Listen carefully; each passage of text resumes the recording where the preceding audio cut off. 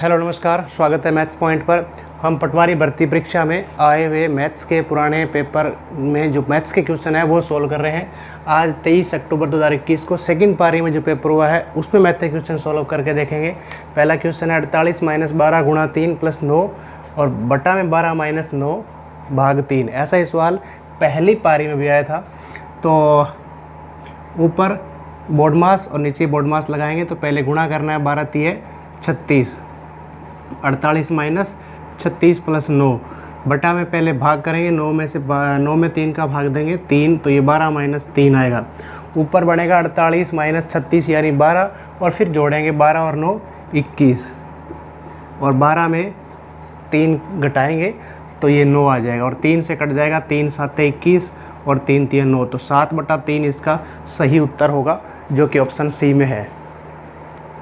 दूसरा क्वेश्चन था यदि 53, 63, x, 41, 78 और 26 का औसत 52 है तो x का मान ज्ञात करना है।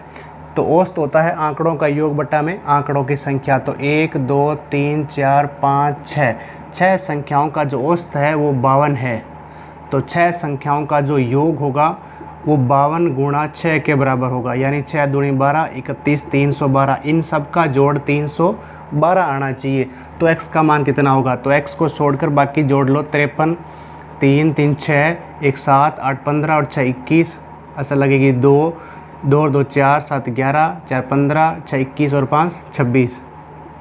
यानी अपने पास ये 5 संख्या है जिनका योग 261 है और ये 6 संख्याओं का योग 312 होना चाहिए। तो छठी संख्या जो x है वो कितनी होगी? 312 में से 261 घटा दो, 1, 11 में से 6 गया 5। तो यहाँ पर x का मान जो है वो 51 होना चाहिए। पहला ऑप्शन इसका सही होगा। तीसरा क्वेश्चन था यदि 53 रुपये की धनराशि को P, Q और R में इस प्रकार बांटा गया है कि P को Q से 7 रुपये ज़्यादा, Q को R से 8 रुपये कम मिले तो उनके अंश का अनुपात बताना है क्या होगा। तो सबसे पहला तो ये कि यहाँ से देखो P जो है वो Q से ज़्यादा मिला और Q को R से, तो सबसे पहले ये लाइन लिखी जाएगी Q को R से 8 रुपये कम। तो Q की वैल्यू, Q के जो मिले धन वो कितना है? R से 8 कम है तो R - 8 लिख लेंगे। फिर लिखेंगे P की, P को जो है वो Q से 7 ज़्यादा मिले हैं। तो Q को कितने मिले हैं?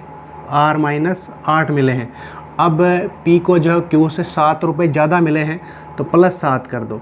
तो P की वैल्यू यहाँ पर हो गई है R 7 - 8, 7 में से 8 घटाएंगे तो -1। तो P की वैल्यू ये है, Q की ये है और R की वैल्यू R ही है। और फिर तीनों को जो रुपए मिले हैं P, Q और R वो कितने हैं? वो 53 है। तो यहाँ P की वैल्यू R - 1, Q की वैल्यू R - 8, R की वैल्यू R ही है, बराबर 53। यहाँ से हमें पता चल जाएगा कि R का हिस्सा कितना है इसमें। तो R 3 टाइम R है तो 3R हो गया, -1 और -8 माइनस का 9 हो गया बराबर 53। -9 दाईं तरफ जाएगा तो +9 हो गया। 53 और 9 यहाँ पर 62 आ गया है। और हाँ, सवाल गलत रीड कर लिया है। R से 8 ज़्यादा ही है, ये कम नहीं है, ये ज़्यादा ही है। तो यहाँ पर हम लिखेंगे Q को R से 8 ज़्यादा मिले हैं तो R + 8 लिखेंगे। और P की जो है वह वो है Q से 7 ज़्यादा, तो Q को मिले R + 8, 7 ज़्यादा है तो +7 हो गया। तो 8 और 7 हो गया, यहाँ पर 15 हो गया। तो अब P की वैल्यू हो जाएगी R + 15 और Q की वैल्यू हो जाएगी R + 8, R की वैल्यू R है। तो यहाँ R और R 3R हो गया, 15 और 8 23 हो गया, यहाँ कर माइनस का 23 हो जाएगा। तो 53 में से 23 घटाएंगे तो ये आ जाएगा 30। तो R बराबर 30, ये 3 भाग में चला जाएगा। तो R की वैल्यू है वो 10 है। अब सबकी वैल्यू आ जाएगी, उनका अनुपात निकाल लेंगे। R की वैल्यू है 10 है और R की वैल्यू 10 है तो Q की वैल्यू कितनी होगी? R से 8 ज़्यादा, 10 और 8 18। और P की वैल्यू कितनी है? Q से 7 ज़्यादा, तो Q की 18 है, 7 ज़्यादा हो गया 25। तो P Q R का अनुपात हो गया 25:18:10। बी ऑप्शन इसका सही होगा। अगला सवाल था, ऐसे ही सवाल पूछे जाते हैं। 2 शंकुओं की ऊंचाई का अनुपात दे रखा है। पहले शंकु की ऊंचाई h1, दूसरे की ऊंचाई h2, 1:3 है। और त्रिज्याओं का अनुपात, पहले शंकु की त्रिज्या r1, दूसरे की r2, 3:1 है। तो आयतनों का अनुपात बताना है। तो शंकु का जो आयतन का सूत्र होता है वो 1/3 पाई आर स्क्वायर एच, पहले शंकु का आयतन, और अनुपात का मतलब बटा में लिख लो दूसरे शंकु का आयतन। पहले शंकु की त्रिज्या r1, दूसरे h1 ऊंचाई, और दूसरे शंकु की त्रिज्या r2 और ऊंचाई h2। 1/3 से 1/3 कट गया, पाई से पाई कट गया। r1 है पहले शंकु की त्रिज्या कितनी है 3, स्क्वायर है तो 3 गुणा 3। h1 पहले शंकु की ऊंचाई 1 बटा में r2 दूसरे शंकु की त्रिज्या 1, स्क्वायर है तो 1 गुणा 1, और h2 है ऊंचाई दूसरे शंकु की जो कि 3 है। 3 से 3 कट गया तो यहाँ बचा 3/1, यानी कि 3:1 उनके आयतनों का अनुपात। पहला ऑप्शन इसका सही होगा। अनिल अपनी आय का 84% व्यय करने के बाद में 24 रुपये प्रति माह बचाता है, तो मासिक आय बताना है। देखो ये बचत है, बचत रुपए में दे रखी है 24, और इस तरफ बचत का परसेंट लिखना है। 24% खर्च हो रहा है, 100 में से 84% खर्च हो रहा है तो 16% बच रहा है। तो 16% की बचत है वो 24 रुपये के बराबर है, यानी 16% की वैल्यू वो 24 रुपये है। हमें मासिक आय बतानी, यानी कि 100% की वैल्यू बतानी किसके बराबर होगी। 1% की वैल्यू 24/16 और 100% की वैल्यू गुणा में 100 लग जाएगा, सिंपल। 8 दूनी 16, 8 तिये 24, 2 एकम 2, 50 दूनी 100, 50 तिये 150। तो उसकी जो मासिक आय है वो 150 रुपये है। नेक्स्ट क्वेश्चन था 4.5 प्रतिवर्ष की साधारण ब्याज दर से 450 रुपये की राशि पर 81 रुपये का लाभ पाने के लिए कितना समय लगेगा। तो साधारण ब्याज है, और साधारण ब्याज का जो सूत्र होता है वो ये है, मूलधन गुणा समय गुणा दर बटा में 100। यहाँ 81 रुपये का लाभ का मतलब है कि वो इंटरेस्ट 81 रुपये है, और मूलधन कितना है, मूलधन है 450 रुपये की राशि है, और समय हमें बताना है, और दर है वो 4.5% बटा में 100। अब ये समय बताना है तो बाकी चीज़ें उधर लिख लेंगे। 81 ये 100 गुणा में आ जाएगा इसके साथ, और ये 450 भाग में, और 4.5 भी भाग में। इसको हल करेंगे तो हमें समय पता चल जाएगा कितना समय लगेगा। तो ये पॉइंट आएंगे ऊपर, 1 0 और लग जाएगा, और 9 9 81, 9 5 45, 5 एकम 5, 5 दूनी 10 यानी 200, 1 0 ये कट जाएगा, 9 एकम 9, 9 5 45, 20 में 5 का भाग देंगे, 5 चौके 20, यानी 4 वर्ष का समय लगेगा 81 रुपये का लाभ प्राप्त करने के लिए। अगला सवाल था 10% प्रति वर्ष की दर से 2 वर्ष के साधारण ब्याज और चक्रवर्ती ब्याज के मध्य अंतर दिया हुआ है, और वो राशि बतानी है क्या है, मूलधन बताना है। ऐसा सवाल बहुत बार परीक्षा में पूछा जाता है, और आसान तरीके से देखना, इसको ध्यान से देखना। उस तरीके से आप चक्रवर्ती ब्याज पूरा समझ जाएंगे, साधारण ब्याज समझ जाएंगे, और अंतिम मूल्य और प्राइम मूल्य सब कंसेप्ट आपको समझ में आ जाएगा। सिंपल चीज़ है। हम साधारण ब्याज देख लेते हैं पहले। तो साधारण ब्याज जो है वो सेम चलता है, 10% का मतलब है 100 रुपये की राशि पर 10 रुपये पहले साल ब्याज लगेगा, और दूसरे साल भी 10 ही लगेगा। तो 2 साल का जो ब्याज है वो 20 रुपये बनेगा। अब चक्रवर्ती ब्याज क्या बनता है, कैसे चलता है, पहले साल 10 रुपये, दूसरे साल 10 रुपये तो ब्याज है ही, उसके बाद में इस 10 रुपये पर और ब्याज लगेगा 10% से। तो 10 का 10%, 10 का 10% कितना हो गया, 1। तो कुल मिलाकर 10, 20 और 1 21 हो गया। यानी चक्रवर्ती ब्याज जो है वो 21 रुपये ब्याज हो जाएगा 2 साल के बाद में। अब इसका अंतर देखेंगे, चक्रवर्ती ब्याज 21 रुपये है, साधारण ब्याज 20 रुपये है। अंतर कितने का है, अंतर यहाँ 1 रुपये का है। तो यहाँ 1 रुपये का अंतर है, और यहाँ 52 दिया हुआ है, यानी 1 रुपये का अंतर है, वो 52 के बराबर है। ये 1 रुपये अंतर आया, हमारा मूलधन 100 है, तो अब ये अंतर 52 है, तो मूलधन कितना होगा, यानी 100 की वैल्यू कितनी होगी, 1 रुपये की वैल्यू 52 है, 100 रुपये की वैल्यू कितनी होगी, क्योंकि मूलधन हमने 100 माना है, तो 100 से गुणा करेंगे तो 5200 रुपये मूलधन हो जाएगा। नेक्स्ट क्वेश्चन ये था, 12 बंदर 12 मिनट में 12 केले खा सकते हैं, तो 4 बंदर 4 केले कितने मिनट में खा सकते हैं। ऐसे सवाल को जो चीज़ ज्ञात करनी है वो इस तरफ रख लेंगे, जैसे हमें मिनट बताना है तो मिनट अंत में लिख लेंगे, बाकी चीज़ यहाँ लिख लेंगे। 12 बंदर और 12 ही केले हैं, वो कितने मिनट में खा रहे हैं, 12 मिनट में। अब हमें 4 बंदर और 4 केले कितने समय में खा पाएंगे ये बताना है। उससे पहले हम एक एक बंदर है वो कितना टाइम लगेगा इन्हीं 12 केले खाने में। एक बंदर को ज़्यादा टाइम लगेगा, ज़्यादा का मतलब वो चीज़ गुणा में चली जाएगी, ये 12 गुणा में चला जाएगा। और अगर केला एक कर दें तो केले यहाँ पर आपने कम कर दिए हैं तो अब समय कम लगेगा, कम का मतलब ये वैल्यू भाग में चली जाएगी।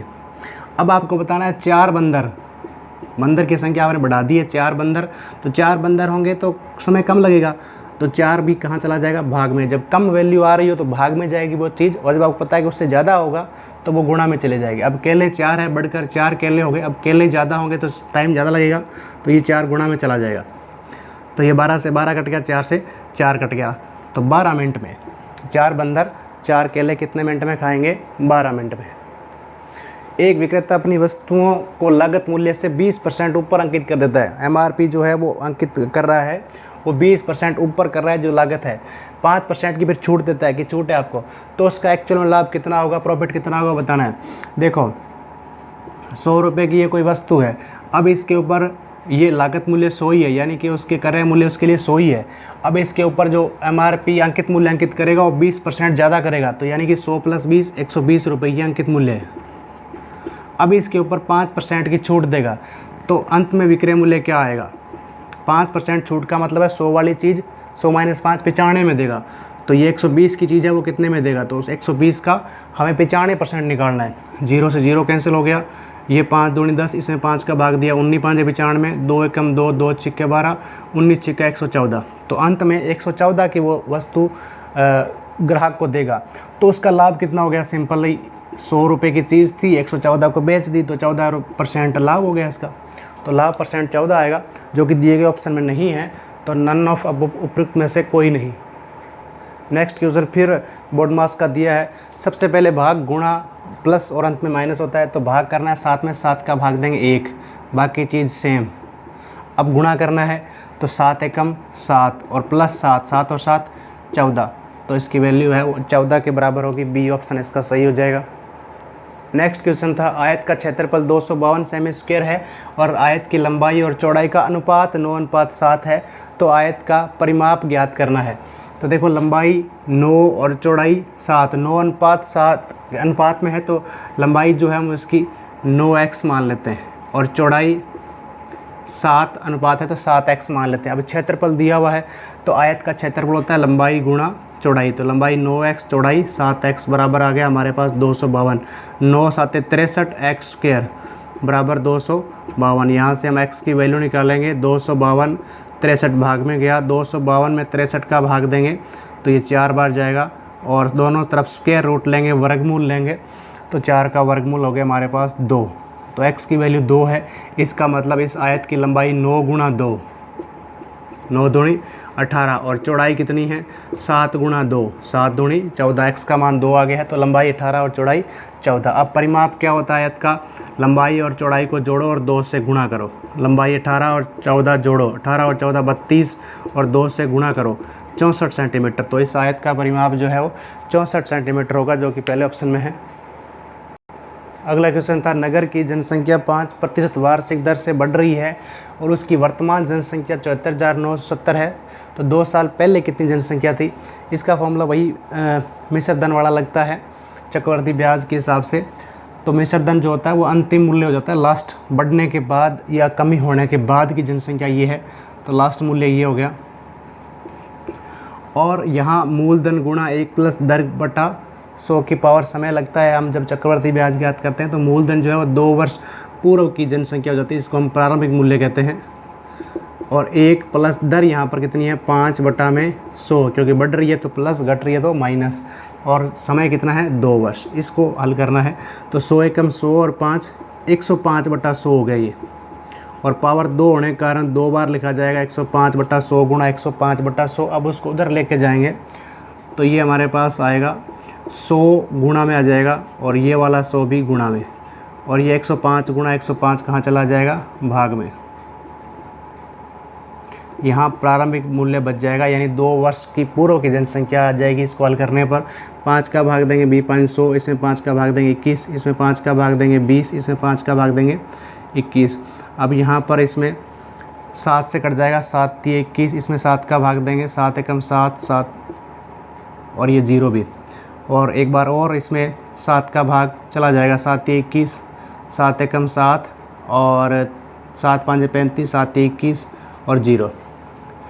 और 3 से 3 एकम 3, 3 5 15, 510 और फिर 3 से 3 एकम 3 और 3 7 21, 170 आ गया। अब इसको गुणा कर दो, 170 गुणा 20 गुणा 20, तो 2 दूनी 4, 17 चौके 68 और 3 0, यानी 68,000।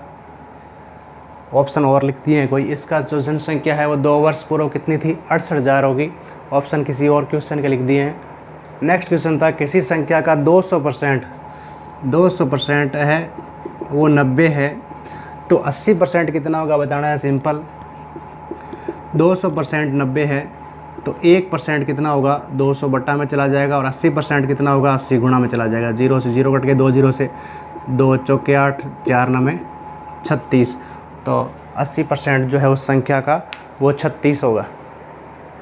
नेक्स्ट क्वेश्चन था औसत ज्ञात करना है। तो औसत क्या होता है, आंकड़ों का योग बटा में आंकड़ों की संख्या।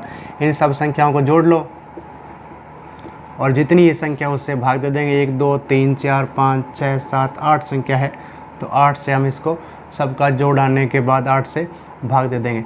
तो 6 और 1 7 और 9 16 और 8 24 और 6 30 और 8 38। अच्छा लगेगी 3 3 3 6 2 8, तो 10 6 16 4 20 28 34 और 6 40 का 0 से लगी 4 13 3 16 17 19 23 31 36 2 38। और अब इसका भाग देना 8 का। 38 में 8 का भाग देंगे, 8 चौके 32, 6 0 8 56 4 0 8 6 48, तो भाग देने पर आएगा 476। लास्ट क्वेश्चन है आयताकार पानी की एक टंकी है जो 8 मीटर ऊंची है, आयताकार नहीं है, घनाभकार बोली जाएगी, 6 मीटर लंबी है और 2 मीटर चौड़ी है। तो इसमें कितने लीटर पानी धारण कर सकती है, कैपेसिटी कितनी है। तो ये घनाभकार टंकी है और घनाभकार में कितने लीटर पानी आएगा इस टंकी में, तो आयतन ज्ञात करना होगा। और आयतन जो होता है वो घनाभ का लंबाई गुणा चौड़ाई गुणा ऊंचाई होता है। लंबाई यहाँ पर इस टंकी कितनी है, 6 गुणा चौड़ाई यहाँ पर 2.5 और ऊंचाई यहाँ पर कितनी है, 8 है। तो ये आयतन का सूत्र होता है। अब इसको गुणा कर लो, 6 5 30 का 0, 6 दूनी 12 और 3 15, 15.0।